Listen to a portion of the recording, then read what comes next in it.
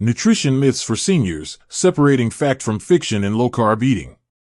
Hello, dear friends. Have you ever been told that cutting carbs is dangerous for seniors? Or maybe someone warned you that a low-carb diet could lead to muscle loss or even heart disease.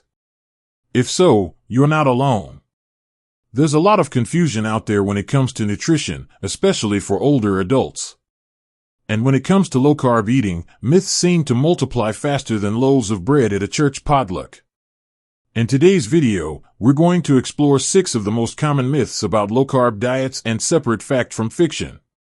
You'll learn what's true, what's misleading, and how to make smart choices that actually help you feel better, live stronger, and stay healthier. And don't worry, we're not here to push any extreme diet. This isn't about keto, paleo, or any trendy plan. This is about understanding your options and busting the myths that might be holding you back from feeling your best. So grab your favorite beverage, get comfortable, and let's talk truth. And before we dive in, if you enjoy learning about healthy aging, don't forget to hit the like button, leave a comment to let us know what you think, and subscribe to our channel.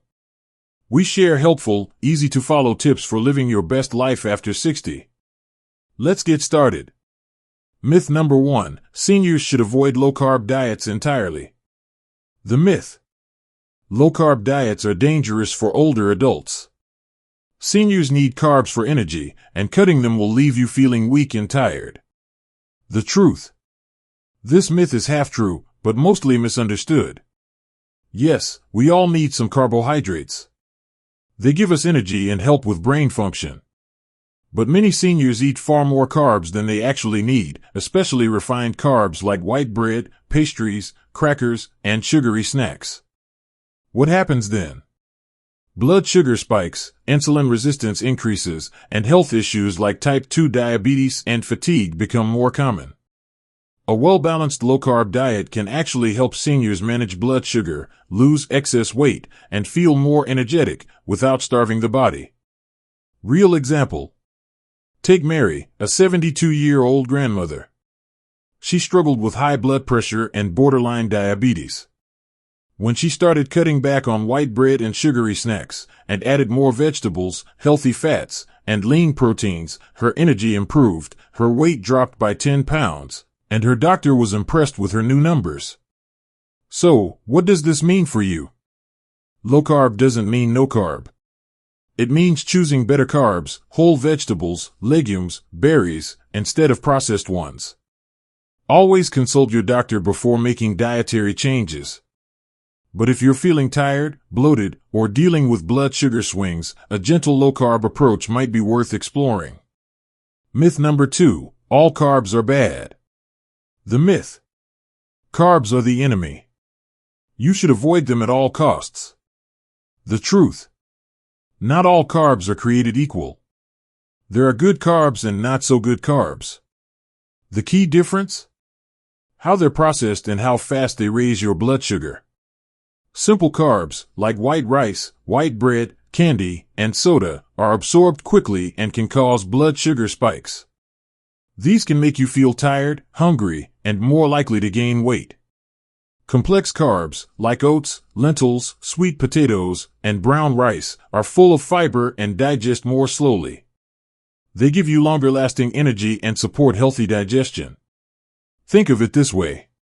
Eating a bowl of sugary cereal is not the same as eating a bowl of oatmeal with nuts and berries.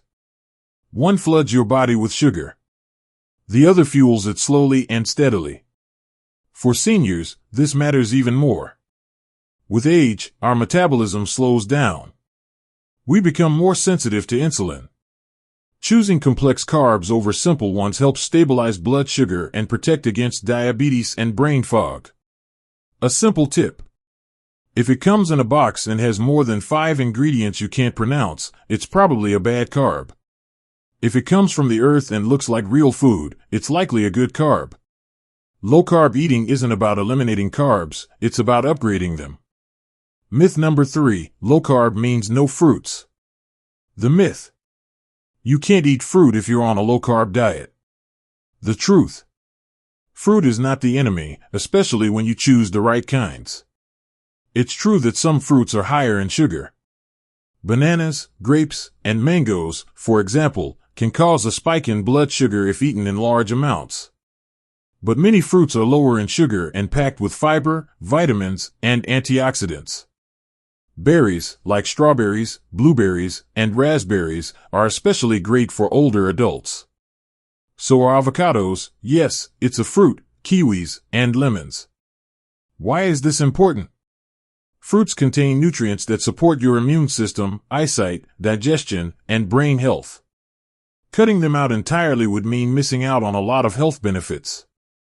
The key is moderation. You don't need to avoid fruit. Just be mindful of portion sizes and pick options that are lower on the glycemic index. Smart fruit choices for low-carb diets. Blueberries, half a cup equals 9 g net carbs. Strawberries, 1 cup equals 8 g net carbs. Avocado, 1 equals 2 g net carbs plus healthy fats. Blackberries, 1 cup equals 6 g net carbs. So yes, you can absolutely enjoy fruit as a senior on a low-carb plan. Just choose wisely and enjoy in balance. Myth number 4, low-carb diets cause muscle loss in seniors. The myth. If you cut carbs, you'll lose muscle, especially dangerous for older adults. The truth. Muscle loss in older adults is a real concern, but carbs are not the only factor. As we age, we naturally lose muscle mass. It's called sarcopenia, and it affects strength, balance, and independence. But this has more to do with inactivity and not enough protein than it does with carbs. In fact, when done right, a low-carb diet with adequate protein can preserve and even help build muscle. What matters more than carbs? Getting enough protein, around 1.0 to 1.2 grams per kg of body weight. Doing resistance exercises, even light weights or resistance bands. Staying active every day. Real example. John, 68, started strength training at home 3 times a week and switched to a moderate low-carb diet. He focused on eggs, chicken, Greek yogurt, and vegetables. In 3 months, he gained strength and actually built muscle, not lost it. So no, low-carb eating doesn't cause muscle loss. Lack of protein and movement does. Focus on protein-rich foods and daily movement to keep your muscles strong. Myth number 5, low-carb equals high-fat equals heart disease. The myth. A low-carb diet means eating lots of fat, and fat causes heart disease. The truth. This is one of the oldest nutrition myths out there, and it's based on outdated science. Not all fats are bad. In fact, some are very good, especially for seniors. Healthy fats like those found in olive oil, avocado, nuts, seeds, and fatty fish, like salmon, support heart health, reduce inflammation, and keep your brain sharp. Unhealthy fats, like trans fats in processed snacks or excess saturated fat in fried foods, can increase heart risks. But a well-planned low-carb diet focuses on healthy fats, not the harmful ones. Fun fact. The Mediterranean diet is rich in fats, and it's one of the healthiest diets in the world, proven to reduce heart disease risk. And yes, it's naturally lower in carbs.